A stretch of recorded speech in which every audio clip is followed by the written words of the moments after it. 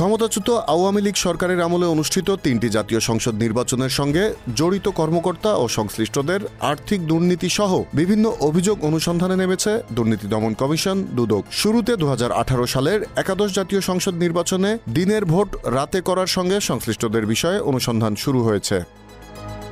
দুদকের এই অনুসন্ধানের আওতায় রয়েছেন নির্বাচন কমিশন, প্রশাসন, পুলিশ, র্যাবের কর্মকর্তা সহ সংশ্লিষ্ট সবাই। দুদকের সূত্র বলছে ২০১৮ সালের নির্বাচনের পাশাপাশি ২০১৪ ও ২০২৪ সালের কারচুপির নির্বাচনের সঙ্গে জড়িতদের একটি খসড়া তালিকা তৈরি করা হচ্ছে।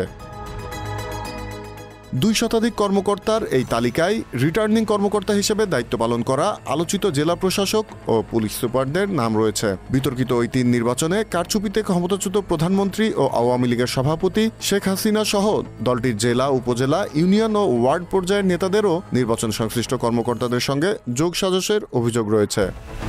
Z news, Dhaka.